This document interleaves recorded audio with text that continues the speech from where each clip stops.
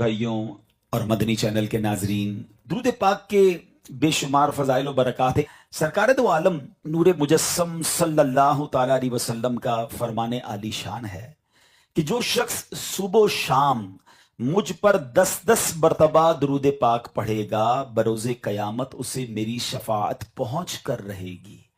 अब जरा आप गौर करें कि 10 बार सुबह और 10 बार शाम दुरूद पाक पढ़ने में वक्त ही कितना लगता है, लेकिन आज फजूल बातों के लिए वक्त है और हमारे पास वक्त नहीं तो अल्लाह और उसके रसूल का जिक्र करने के लिए वक्त नहीं। तो बराए करम नियत कर लें कि इंशाअल्लाह हम रोजाना कसरत के साथ दुरूद पाक पढ़ेंगे। और शायर कहते हैं ना, दुखों ने तुमको जो घेरा हो तो दुरूद पढ़ो, दुखों ने तुमको जो घेरा हो तो दुरूद पढ़ो, जो हाजरी की तमन्ना हो तो दुरूद पढ़ो। मिलकर मोहब्बत के साथ दुरूद पाक पढ़ेंगे। सल्लु अलल हबीब सल्लल्लाहु ताला अला मुहम्मद।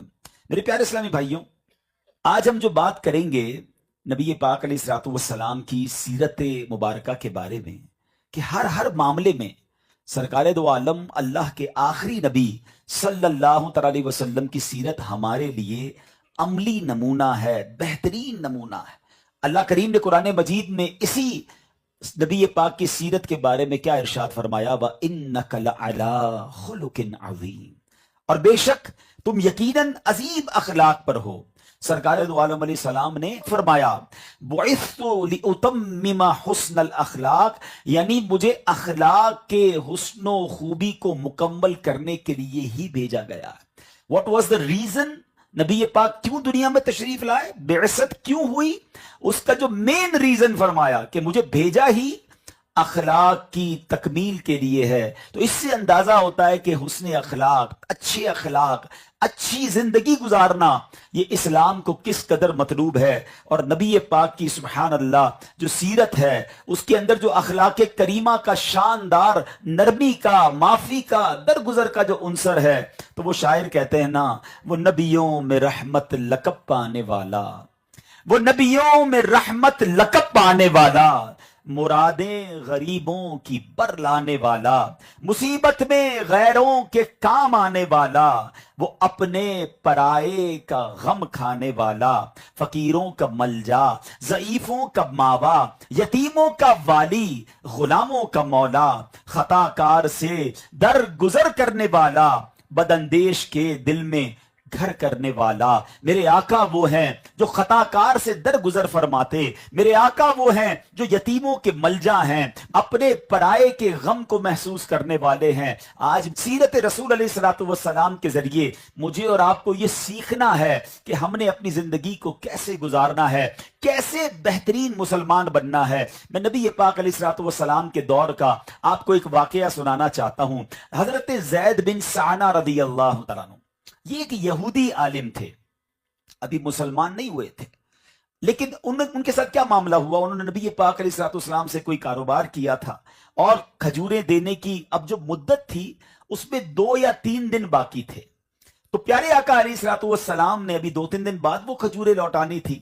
तो ज़ैद बिन साना ने भरे बाजार में नबी पाक अलैहिस्सलातु वस्सलाम को रोक कर बुलंद आवाज से तुर्श अंदाज में, जिसको कहते हैं ना कि गुस्से वाले अंदाज में, नबी पाक से कहा, ए मोहम्मद सल्लल्लाहु ताला अलैहि वसल्लम, अब्दुल मुत्तलिब की सारी औलाद का यही तरीका है कि तुम लोग हमेशा लोगों के हुकूक अदा करने में देर लगाया करते हो और टाल मटोल करना तुम्हारी आदत बन चुकी है। अब जरा गौर करें, सहाबा साथ हैं, भरे बाजार में लोगों के सामने ये मिस एटीट्यूड किया जा रहा है नबी पाक अलैहिस्सलातु वस्सलाम के साथ। अब वहां हजरत उमर फारूक रज़ियल्लाहु तआला अन्हु मौजूद थे। गज़बनाक नजरों से ज़ैद बिन साना को देखा और कहते हैं, ए अल्लाह और रसूल के दुश्मन, अगर नबी पाक अलैहिस्सलातु वस्सलाम के अदब का लिहाज ना होता, मेरी तलवार होती और तेरा सर उड़ा देता। क्या अल्लाह के नबी से ऐसे बात करते हैं? अब नबी पाक अलैहिस्सलातु वस्सलाम का हिल्म और बुर्दबारी देखें। अब जरा अपने आप को पहले रखकर सोचें कि मैं कहीं बाजार में जा रहा हूं, मेरे साथ मेरे गार्ड्स भी हैं या मेरे दोस्त हैं, और जनाब मुझे कोई रोक के बदतमीजी करे, और अब बताएं लोगों का उस वक्त रिप्लाई क्या होता है। मगर नबी पाक हजरत उमर को देखकर फरमाते हैं कि ए उमर, तुम क्या कह रहे हो? तुम्हें तो चाहिए था मुझे अदाए हक की तरगीब देकर اور اس کو کہتے کہ نرمی سے تقاضا کرو. ہم دونوں کے بارے میں ہم دونوں کو یہ بات کرتے, تمہیں ایسا نہیں کہنا چاہیے تھا. اب سرکار دو عالم علیہ السلام نے حضرت عمر کو کہا, اے عمر جاؤ زید بن سعنا کو اس کی کھجوریں دے دو, بلکہ کچھ زیادہ دینا. اب ذرا غور کیجئے گا, جتنی کھجوریں نکلتی ہیں اس سے کچھ زیادہ دینا. تو حضرت عمر عرض کرتے ہیں, یا رسول اللہ صلی اللہ علیہ وسلم, کھجوریں جتنی ہیں اتنی ہی دینی ہے, زیادہ کیوں دینی, ویسے ہی بدتمیز ہے. تو نبی پاک نے فرمایا, اے عمر جو تم نے تیکھی نظروں سے اسے دیکھا تھا, اسے جس انداز سے تم نے بات کی تھی, اس کا دل ٹوٹ گیا ہوگا. ایسا کرو تھوڑی کھجوریں اس لیے زیادہ دو کہ اس کے دل میں مزید نرمی آ جائے. اللہ کے حبیب علیہ السلام کا فرمان سن کر حضرت عمر خود جاتے ہیں, جا کر کھجوریں دیتے ہیں. زید بن سعنا کہتا ہے, اے عمر جتنی نکلتی ہیں اس سے زیادہ کیوں دے رہے ہو؟ کہا, میرے نبی علیہ السلام نے کہا ہے, میں نے تمہیں بڑی عجیب نظروں سے, غصے والی نظروں سے دیکھا تھا, میں اس لیے تمہیں کھجوریں زیادہ دے رہا ہوں. اے میرے پیارے اسلامی بھائیوں, اب ذرا غور کیجئے. اب جب یہ دیکھا نا, حضرت زید بن سعنا نے یہ دیکھا تو کہتے ہیں, اے عمر بات یہ ہے کہ تم مجھے جانتے ہو میں کون ہوں؟ حضرت عمر نے کہا, کون ہے, تمہارا نام کیا ہے؟ کہتے ہیں, میں زید بن سعنا ہوں. حضرت عمر پہچان گئے کیونکہ وہ یہودیوں کا مشہور عالم تھے اس زمانے میں. کہا, تم وہی ہو جو یہودیوں کے عالم ہو؟ کہا, جی. تو کہا, پھر تمہیں پتا نہیں اللہ کے نبی سے بات کیسے کرتے ہیں؟ کہا, مجھے بالکل علم ہے, میں نے آسمانی کتاب میں آخری نبی کی نشانیاں پڑھی ہوئی ہیں, اور میں نے ان کی ذات میں نبوت کی تمام نشانیاں پہچان لی تھی. 2 نشانیوں کا مجھے امتحان لینا تھا, 2 نشانیوں کے بارے میں مجھے چیک کرنا تھا کہ کیا یہ وہی اللہ کے آخری نبی ہیں جس کا ذکر ہماری آسمانی کتابوں میں ہے. اے عمر, وہ 2 نشانیاں یہ لکھی ہیں کہ ان کی قوت برداشت ان کے غصے پر غالب رہے گی. جس قدر زیادہ ان کے ساتھ جہالت کا برتاؤ کیا جائے گا, اسی قدر ان کا صبر و تحمل بڑھتا چلا جائے گا. تو اے میرے پیارے اسلامی بھائیوں, ذرا غور کیجئے, پیارے آقا کا قوت برداشت بھی ہے, اور جتنا جہالت کی گئی اتنا صبر بھی بڑھتا گیا. سبحان اللہ. اب حضرت زید بن سعنا کیا کہتے ہیں, اے عمر گواہ ہو جاؤ, میں نے پہچان لیا ہے, میں نے دونوں چیزیں چیک کر لی ہیں, یہی اللہ کے آخری نبی ہیں. اور اے عمر یہ بھی سن لو کہ اللہ نے مجھے بڑا مال دیا ہے, میں آدھا مال راہ اسلام میں وقف کرتا ہوں, راہ اسلام میں دیتا ہوں. تو اے میرے پیارے اسلامی بھائیوں, سیکھنے کو کیا ملا؟ اچھا اخلاق ہو, معافی ہو, درگزر ہو تو دشمن بھی دوست بن جاتا ہے, اور برا اخلاق ہو تو دوست بھی دشمن بن جاتا ہے. تو آج کے سیرت کے اس اجتماع میں جو میرا ٹاپک ہے وہ یہی ہے کہ اسلام کو مسلمان کے اچھے اخلاق مطلوب ہیں, اور جس نبی علیہ السلام کا میں نے اور آپ نے کلمہ پڑھا ہے ان کا اخلاق کس قدر عرفہ و اعلیٰ. سبحان اللہ. اے میرے پیارے اسلامی بھائیوں, اب ذرا سنیے گا, نبی پاک علیہ الصلوۃ والسلام کے اخلاق کیسے. آپ نے فتح مکہ کا واقعہ سنا ہوگا, اب ذرا اس کی تھوڑی سی مزید تفصیل سنتے ہیں. پہلے یاد کیجئے کہ نبی پاک علیہ السلام مکے سے مدینے کیوں گئے تھے. The birthplace of رسول پاک علیہ السلام was Makkah. He born in Makkah. He spent his approximately majority of his life in Makkah. نبی پاک علیہ السلام 63 years اس دنیا میں تشریف لائے. Out of those 63 years میرے آقا نے 53 سال مکے میں گزارے. ولادت وہاں ہوتی ہے, نبی پاک کی شادی مبارک وہاں ہوتی ہے, مکہ بے صفا مروہ بھی ہے, کعبہ بھی ہے, حج بھی وہی ہوتا ہے. مگر ان کفار مکہ نے جب نبی پاک علیہ السلام نے اسلام کی دعوت دینی شروع کی, اللہ کی طرف بلایا, تو جو ظلم کی آندھیاں چلائیں, جس طرح تکلیف پہنچائی, صحابہ کو مارا گیا, جو نماز پڑھتا اسے مارتے, جو اذان دیتا اسے مارتے, کئی صحابہ کو شہید کر دیا گیا. خود نبی پاک کے چچا حضرت حمزہ رضی اللہ تعالیٰ عنہ کے بارے میں جب غزوہ احد ہوتا ہے مدینہ پاک جا کر, کس طرح بے دردی سے شہید کیا گیا. لیکن میں بات کر رہا ہوں جب مکے میں تھے زمین تنگ کر دی گئی. نبی پاک بڑی تکلیف کے عالم میں, بڑے سورو سیڈنس کے ساتھ میرے آقا مکے سے مدینے ہجرت کرتے ہیں. مگر ان کو کفار مکہ کو پھر بھی چین نہیں آیا کہ یہ تو مدینے پہنچ گئے, اب وہاں ریلیکس میں کیوں ہیں. تو ابھی پہنچے ہیں, اور 2 ہجری میں جناب غزوہ بدر ہوتا ہے, 3 ہجری میں غزوہ احد ہوتا ہے. یعنی ان کو چین ہی نہیں آ رہا تھا کہ ان کو جا کے کسی طرح اسلام کو مٹا دیں.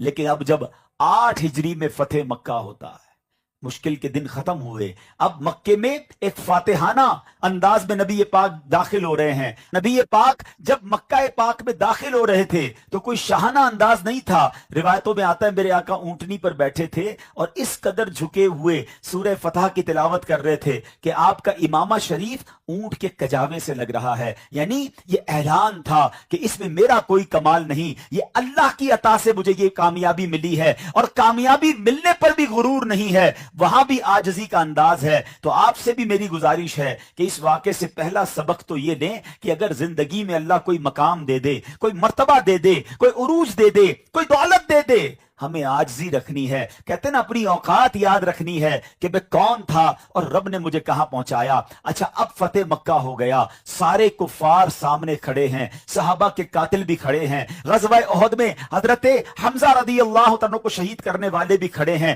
سرکار دو عالم علیہ الصلوۃ والسلام کی پیاری شہزادیوں کو تکلیف دینے والے بھی کھڑے ہیں. اب سب کی حالت خراب ہے کہ آج تو ہماری بوٹیاں نچوا دی جائیں گی, آج تو ہمیں ٹکڑے ٹکڑے کر دیا جائے گا, ہم نے ظلموں ستم میں کوئی کمی نہیں چھوڑی, تو آج انہوں نے کیا ہمارا حال کرنا ہے. مگر سنو میرے آقا کون ہیں, وما ارسلناک الا رحمت للعالمین, وہ تو رحمت سارے جہانوں کے لیے ہیں. ایسے موقع پر کہ جب وہ سارے دشمنان اسلام موجود تھے, نبی پاک کا وہ عظیم اعلان, پیارے آقا فرماتے ہیں لا تثریب علیکم اليوم فاذهبوا انتم الطلقاء, آقا نے فرمایا آج تم پر کوئی الزام نہیں, جاؤ تم سب آزاد ہو. اچھا وہ سارے لوگ یہ ایکسپیکٹ کر رہے تھے کہ آج سر اڑا دیے جائیں گے, آج قید کر لیا جائے گا, مگر یہ کیسا اعلان تھا, اللہ اکبر. اچھا فتح مکہ میں ہم نے یہاں تک تو یہ واقعہ سنا ہوگا کہ نبی پاک نے سب کو معاف کر دیا, but you know what happened after this forgiveness, اس معافی کے بعد ہوا کیا. اللہ اکبر, مسلمان مکے سے 10,000 آئے تھے, 10,000 صحابہ تھے 8 ہجری میں, مگر جب یہ اعلان ہوا تو ان سرداروں کی آنکھوں سے آنسو نکل آئے کہ ہم اتنے بڑے ظلم کرنے والے, ہم اتنی زیادتی کرنے والے, ہماری وجہ سے ان کو اپنا آبائی وطن چھوڑنا پڑا, یہ مکے سے مدینے چلے گئے, آج موقع ملا ہے تو بدلہ نہیں لے رہے, آج موقع ملا ہے تو معاف کر رہے ہیں. ان کی آنکھوں سے آنسو جاری ہو گئے اور زور و شور سے سب نے کلمہ پڑھنا شروع کر دیا. یعنی میرے آقا اگر ان سب کے سر قلم فرما دیتے تو یہ دشمنی در دشمنی چلتی رہتی, مگر ایک عظیم اعلان نے کایا پلٹ کر دی. اور آپ کو یہ بھی پتا ہونا چاہیے, میں تھوڑا سا آپ سے حساب کتاب میں چاہوں گا, ذرا ایک تھوڑی سی ہسٹری کو میں ریکال کروا دیتا ہوں, یہ انشاءاللہ کام آئے گی آپ کو. آپ کو یاد ہونا چاہیے کہ میرے آقا نے اعلان نبوت کب فرمایا تھا, 40 سال کی عمر میں. ہجرت کب کی, 53 سال کی عمر میں, یعنی 13 سال تک اسلام کی دعوت دی. کتنے لوگ ایمان لائے تھے, علماء فرماتے 80 یا 100 کے قریب لوگ ایمان لائے تھے جو مکے سے ہجرت کر کے مدینے گئے. ٹھیک ہے, پھر 2 ہجری میں غزوہ بدر ہوا, کتنے مسلمان صحابہ تھے, 313. عدد یاد ہے نا آپ کو, یعنی 13 اور 2 سال ملا لیں تو ابھی کتنے مسلمان ہوئے, 313. چلے آپ خواتین کو ملا لیں تو آل ٹوگیدر 600-700 پوری دنیا میں مسلمان تھے.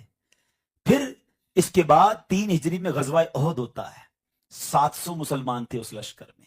6 ہجری میں صلح حدیبیہ ہوتا ہے, 1400 مسلمان ہیں. آپ گریجولی دیکھ رہے ہیں کتنی سٹرگل ہو رہی ہے. اب 6 ہجری کا مطلب تو بتائیں, 6 اور پلس 13 کتنے ہو گئے, 19 سال اللہ کے نبی نے کوشش کی ہے. اور صلح حدیبیہ میں 1400 صحابہ ہیں اور تھوڑے سے مدینے پاک میں بھی ہوں گے, ہم آل ٹوگیدر مان لیتے 3000 مسلمان ہوئے تھے. 19 سال کی سٹرگل. 8 ہجری میں میرے آقا فتح مکہ فرماتے ہیں 10,000 مسلمان ہیں. صحابہ 10,000 کا لشکر ہے نا, مگر آپ جانتے 10 ہجری میں جب حجۃ الوداع ہوتا ہے کتنے صحابہ ہیں, 1,24,000 صحابہ میدان عرفات میں موجود ہیں. یہ 21 سال کی کوشش میں 10,000 تک پہنچتے ہیں. اور وہ معافی کے اعلان کے بعد, وہ عظیم حکمت عملی کے بعد یہ 10,000 سے تعداد کہاں پہنچتی ہے, 1,24,000. تو پتہ کیا چل رہا ہے کہ فتح مکہ واز دا ٹرننگ پوائنٹ. یہ ایک ایسا اعلان تھا, یہ ایک ایسا ٹرننگ پوائنٹ تھا کہ اس دن سے لے کر آج تک اسلام الحمدللہ بڑھتا ہی جا رہا ہے. آج اگر پوری دنیا کا سروے کریں تو موسٹ گروئنگ ریلیجن آن ارتھ جو ہے وہ ہمارا مذہب اسلام ہے. تو سبحان اللہ, یہ فتح مکہ کی معافی یاد دلا رہی ہے کہ خون کے پیاسوں کو معاف کیا, رشتے داروں کو قتل کرنے والوں کو معاف کیا, زمین تنگ کرنے والوں کو معاف کیا. مگر آج میں اور آپ دیکھیں, کیا ہم معاف کرتے ہیں یا ہم بدلے کی آگ میں جل رہے ہیں؟ کسی کو کہو بھائی معاف کر دو, نہیں نہیں میں تو انتظار کر رہا ہوں, بس موقع ملے بدلہ لینا ہے. حالانکہ ہمارے وطن پاکستان میں ایسے بھی ٹرائبز, ایسے بھی قبیلے ہیں کہ جہاں لوگ وصیت کر کے بچوں کو جاتے ہیں کہ تم نے فلاں قبیلے سے مقابلہ کرنا ہے, فلاں رشتہ دار سے بدلہ لینا ہے.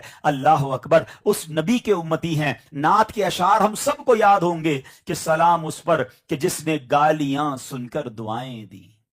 کیا کبھی ہم نے گالیاں سن کر دعائیں دی؟ ذرا غور کیجئے نا.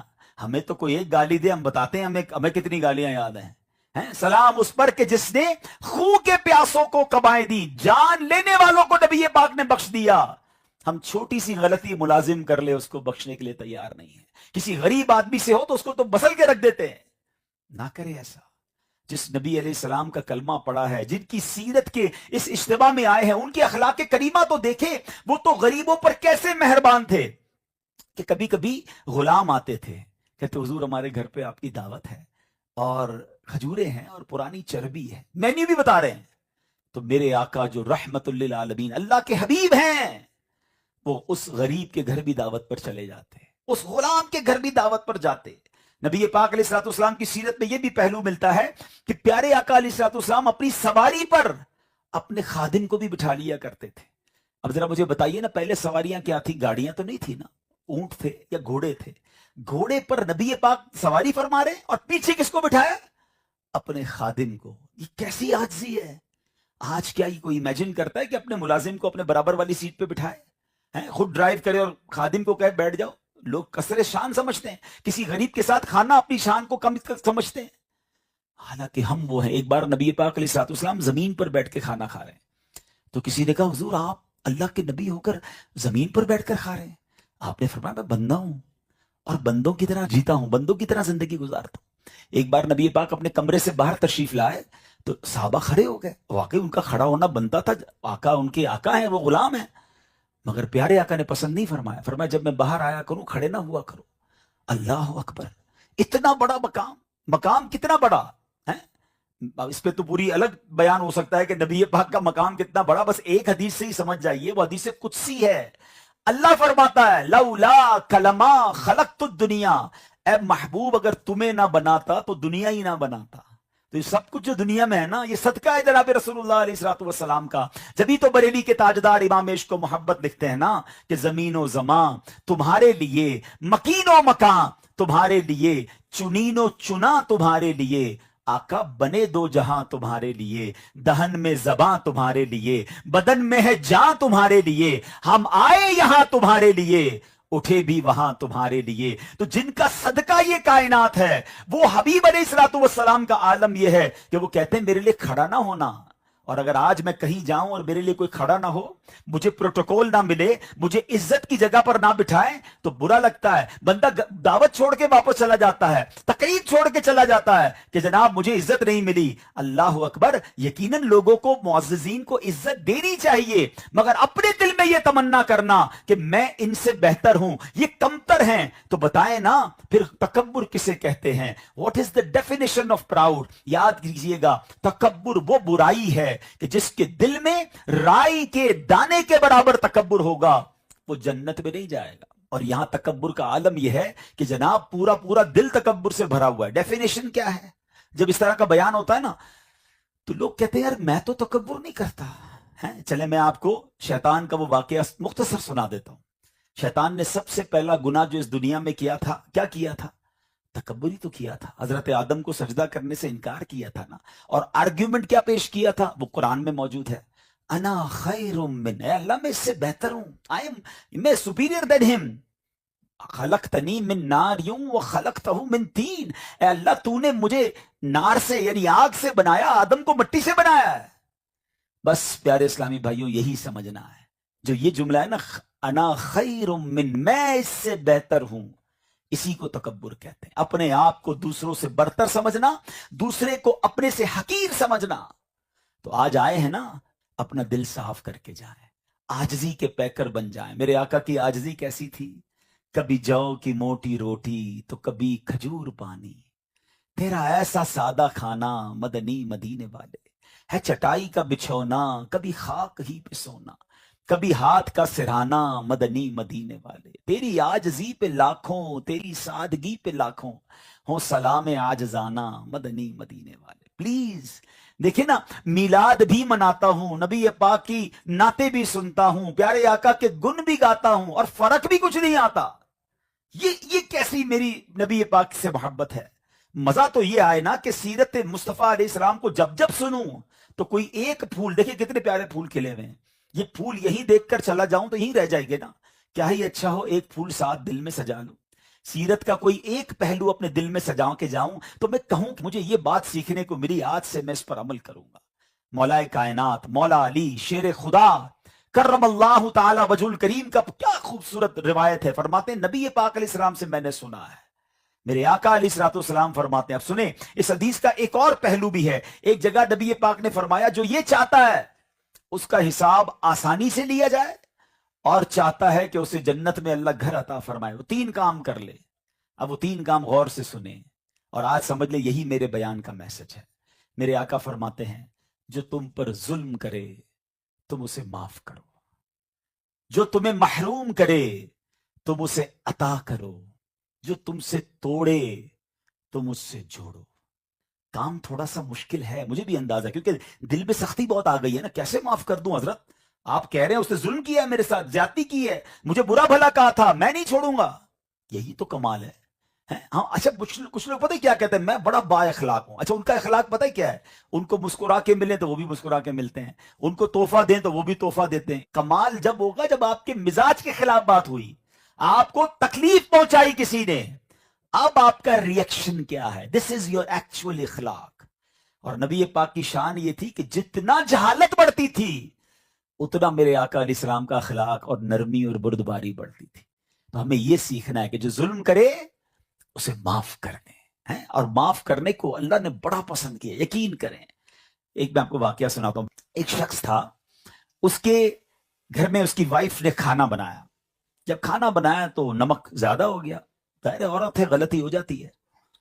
کہتا مجھے بڑا غصہ آیا کہ میں اپنی وائف کو سزا دوں گا۔ پھر میرے دل میں خیال آیا کہ میری تو روز اللہ کی بارگاہ میں غلطیاں ہو رہی ہیں، روز نافرمانیاں کر رہا ہوں، اللہ تو سزا نہیں دے رہا، میری بیوی نے ایک غلطی کی اور میں اس کو اب سزا دینا چاہتا ہوں۔ ہو سکتا ہے یہاں بھی کچھ شیر ببر بیٹھے ہوں گے کہ گھر میں کبھی چائے ٹھنڈی ہو گئی یا کھانا صحیح نہیں پکا تو بیوی پہ غصہ کر رہے ہیں، پلیٹ اٹھا کے مار دی، برا بھلا کہہ دیا۔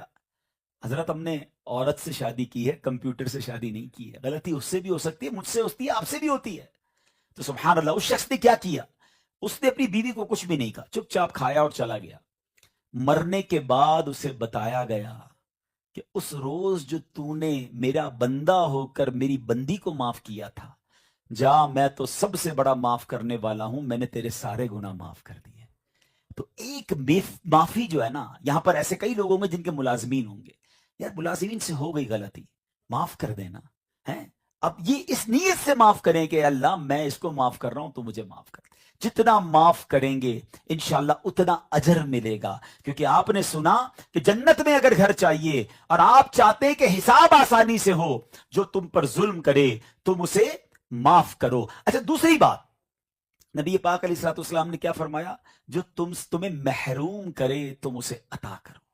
اچھا اب یہاں کیا ہوتا ہے نارملی کہ محروم کرنے والوں کو، ٹھیک ہے نا، لوگ کہتے ہیں نہیں اس نے دعوت میں نہیں بلایا، میں بھی نہیں بلاؤں گا، میرے ساتھ اچھا برتاؤ نہیں کیا، میں تو کسی بھی اپنی محفل میں نہیں بلاؤں گا۔ نہیں، محروم کرنے والے کو عطا کرنا ہے، یہی تو اسلام کا حسن ہے نا۔ اور نبی پاک نے ایسا کیا ہے۔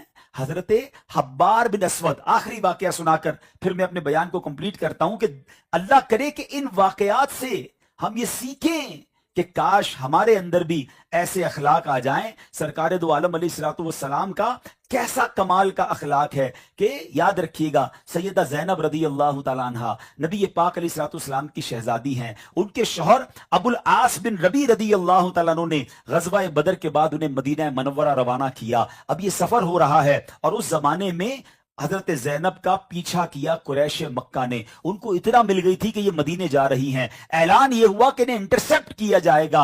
और अब क्या हुआ कि नबी पाक अलैहिस्सलाम की प्यारी शहजादी हजरत जैनब रदी अल्लाह तआला पर हब्बार बिन असवद ने नेजा मारा, जिसकी वजह से आप अपनी सवारी से अपने ऊंट से नीचे गिर गई और आपका हमल जाया हो गया।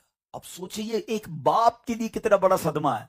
हब्बार बिन असवद ने ज्यादती तो कर ली, अब वो भाग गया, अब वो समझे मक्का मदीना के इलाके को छोड़कर ही कहीं और चले गए। मगर जब नबी पाक मकाम में जहराना में थे, हजरत जुबैर बिन मुतअम रज़ी अल्लाह तआला फरमाते हैं, बैठे हुए थे सहाबा की महफिल में कि इतने में नबी पाक के दरवाजे पर हब्बार बिन असवद आ गया, अल्लाह अकबर, और कहता है अभी इन्होंने इस्लाम कबूल नहीं किया था, दाखिल होकर बैठ गए। साहबा ने अर्ज़ की हुजूर हब्बार बिन असवद आया है। जैसे ये सुना कुछ साहबा ने तलवारें निकाल ली कि आज तो इसको नहीं छोड़ेंगे, इसने नबी पाक की शहजादी के साथ ऐसा किया और इतनी बड़ी ज्यादती की कि उनका हमल मुबारक भी जाया हुआ।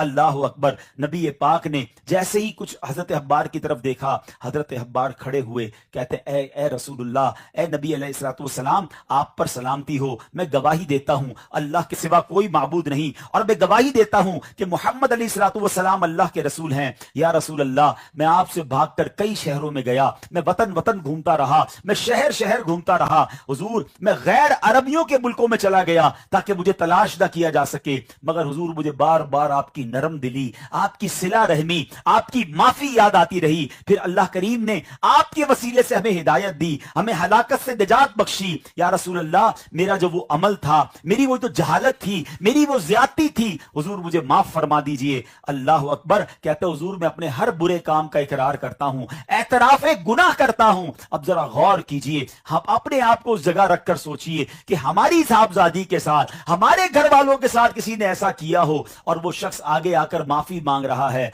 अल्लाह अकबर। मेरे आका की रहमतुल लिल आलमीन तो देखिए, नबी पाक अलैहिस्सलाम ने फरमाया, जाओ मैंने तुम्हें माफ कर दिया, अल्लाह ने तुम पर एहसान किया है कि उसने तुम्हें इस्लाम की हिदायत दे दी और इस्लाम पिछले तमाम गुनाहों को मिटा देता है।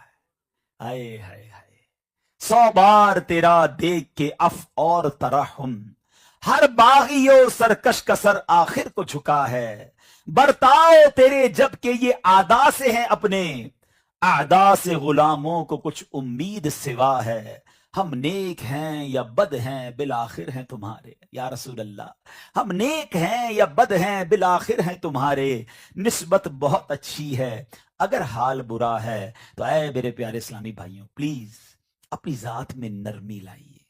आज बहुत बड़ा मसला ही ये है कि सख्ती बढ़ गई है, फ्रस्ट्रेशन बढ़ गया है, रिवेंज बढ़ गया है, कोई किसी को माफ करने के लिए तैयार नहीं है।